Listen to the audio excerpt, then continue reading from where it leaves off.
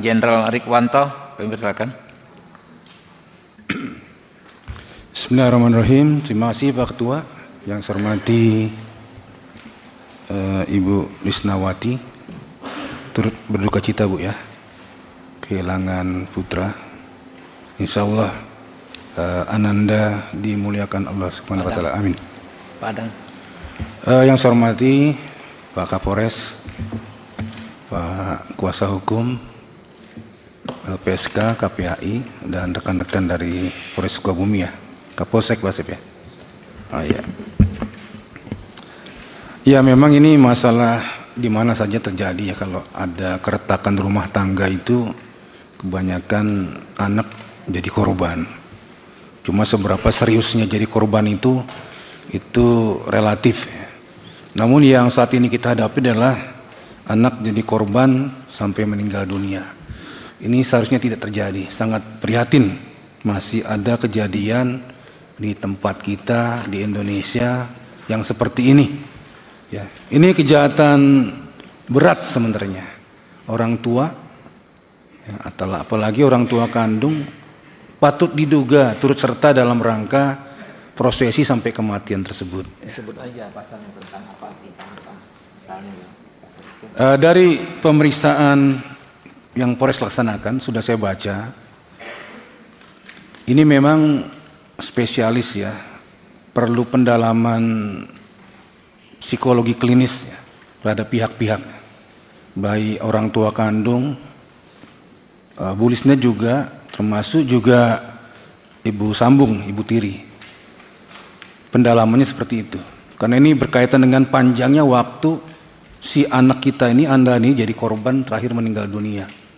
Apa saja yang telah terjadi pada dirinya ya, sejak ada permasalahan di rumah tangga. Ya, dia ini korban yang sangat akut, apalagi sampai meninggal dunia. Ya, kita berdosa kalau enggak mendalaminya. Kemudian dari yang sudah dikerjakan oleh Polres, saya membaca laporannya, ada luka fisik. Jelas ya, dari gambar tadi terlihat itu luka bakar dari cairan panas ya. Kemudian cairan panas itu kena kulit, melendung pecah, itu bekas pecahnya itu.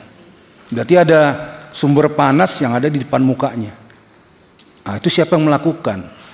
Siapa berbuat apa di situ? Ini bisa didalami oleh penyidik Polres ya. Juga kita menunggu hasil visum yang menyebabkan luka itu juga dan menyebabkan luka kematian. Ini menjadi juga kunci daripada korban mengalami kekerasan fisik seperti apa. Ya. Kalau sudah jelas bukti-bukti itu, tinggal menyempurnakan saja antara siapa yang berbuat apa sehingga terjadi kekerasan terhadap anak tersebut. Dari tanggal-tanggal kejadian kelihatan tanggal 18 Ananda kita sakit. Kemudian 1 hari setelahnya itu terdapat luka-luka 19-nya ya. Berarti disitulah tempat terjadinya penganiayaan secara fisik. Nah, siapa yang berbuat itu?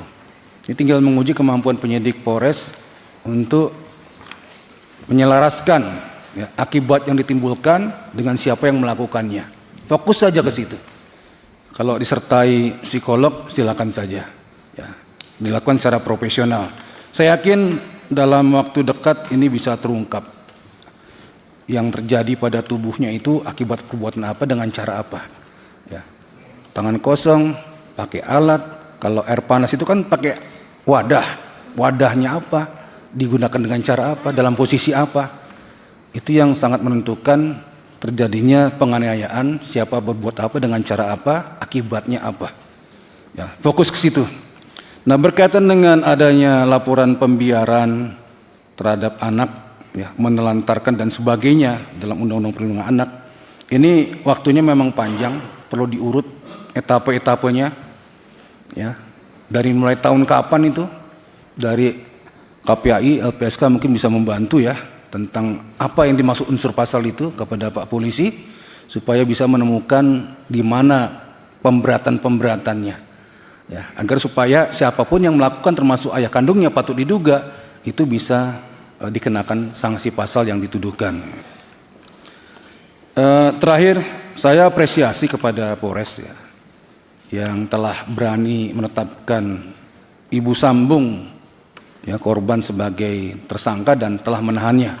Ya, ini apresiasi karena bukti yang didapat ini kan masih patut diduga ya, tapi sudah mengarah. Dan saya yakin kalau tindakan dilakukan ini sudah tepat.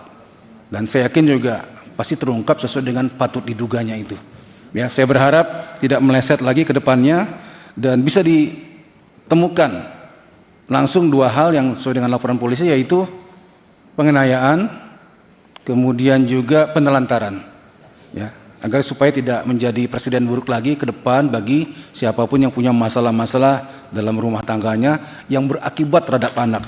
Saya terima kasih kepada KPH. Ini ada informasi yang disebutkan di sini ya, di catatannya, Ibu Sambung juga sering mengalami KDRT dari suami, sehingga menjadi salah satu alasan untuk melakukan kekerasan terhadap NS, anak kita ini.